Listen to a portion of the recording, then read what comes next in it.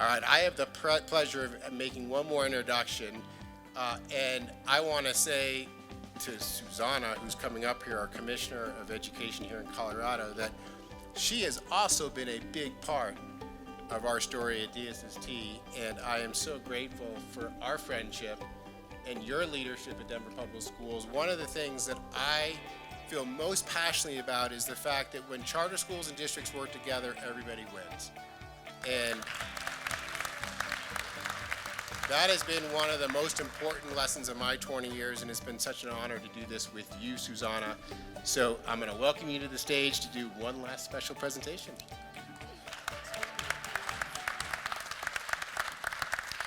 Well, thank you, and thank you for that warm welcome. When I was asked to be here tonight for this award ceremony, I knew it was something that would just give me tremendous joy to be involved with, because these stories are so inspiring. I don't know how you can sit in this room and not just be filled with inspiration about what is possible when we come together for our kids. So as many of you know, before becoming the Commissioner of Education for the state, I worked in Denver for a long time, 31 years to be exact. And I was so fortunate to be able to work with amazing people doing great work for the kids of Denver. And tonight really exemplifies what happens for kids not just in Denver, but across the entire state of Colorado. When we work hard with high expectations, we really can do amazing things for kids. Choice and charters play an incredibly important role in that work. And I agree, we are so much better when we have the opportunity to learn in districts and from choice and from charters together. There really have been amazing people recognized here tonight, from the young people to the people here on the stage. Let's give them all another really great round of applause. But it's kind of interesting. I noticed that there's an empty chair on the stage with us here tonight. So I think that we should recognize one more person. So the person that I want to recognize tonight is someone who has been a true champion for education and equity. She's quick with a smile and a laugh. She approaches her work with the burning belief that all children deserve the very best, and that we, the adults, are both privileged and obligated to do all that we can to provide the best to them. I loved the time that I spent working with her, because I knew that I would wake up to emails in my inbox that were stamped at 4:30 in the morning, and by the time I got into the office, she would be done with half a day's work before I even got started. I also loved working with her because she is an expert in finding multiple ways to solve a problem. She is all about identifying the polarities in a situation, figuring out the tension that exists between two things, and how to minimize the downsides and maximize the upsides of those choices. She's the type of person who is smart enough to realize that life is never either or. She's kind enough to reach out to help both her friends and her foes. She's wise enough to know that the truth is almost always someplace in the middle. And she's strong enough to get up every day, sometimes in the face of intense adversity, and come back at the work again. She worked late nights making phone calls to board members. She spent time in schools supporting kids, and she never, ever, ever shied away from conflict, because at its heart, conflict represents the values and the priorities that we individually each hold dear.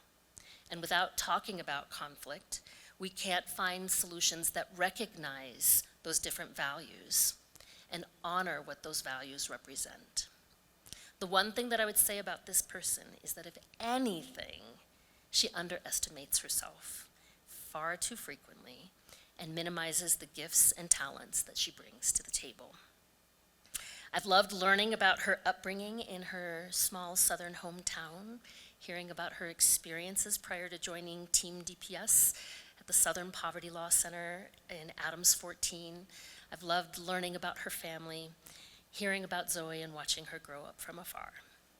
I know that our education community is richer because of the work that she has led, and it truly is my honor to give this award, which I have been calling the super secret You're an Educational Warrior for Kids Award, but I think we're calling it the Lifetime Advocate Award to my dear, dear friend, Jen Holladay. Please join me in welcoming Jen to the stage so that we can recognize her.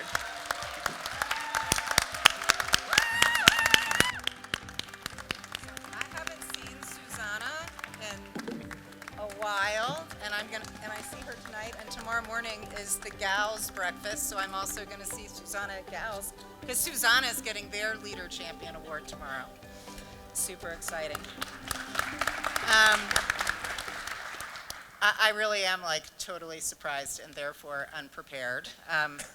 You know, all I can say is,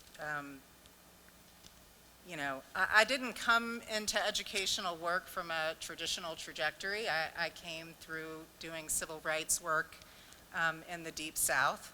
And there was a time in DPS when you didn't necessarily have to be an actual classroom teacher to be able to work in the central office.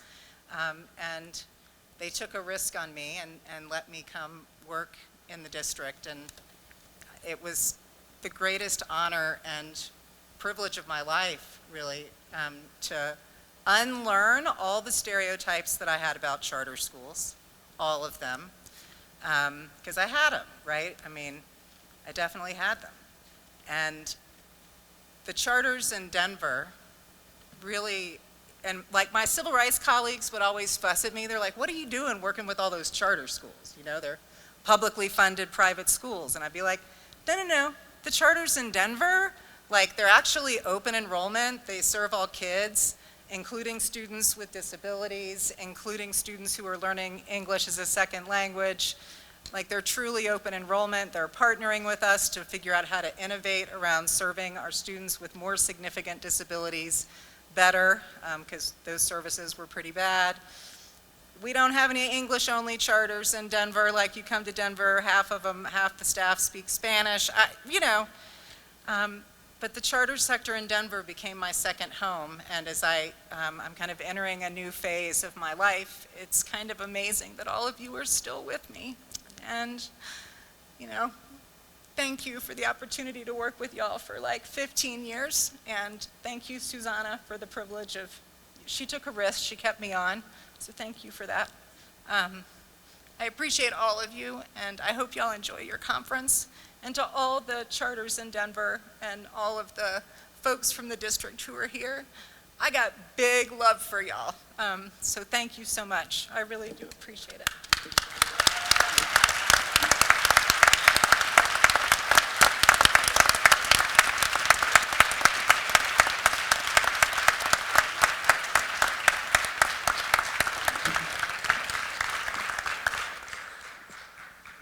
I think we should change the name, Susanna, to Warrior.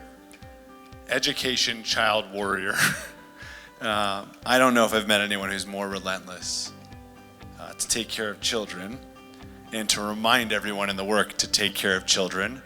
And it doesn't matter if it's 10 o'clock at night or a Saturday morning or a Sunday evening. I don't know if there was an hour you didn't work, and you probably still do the same thing. So another round of applause for Jen, please.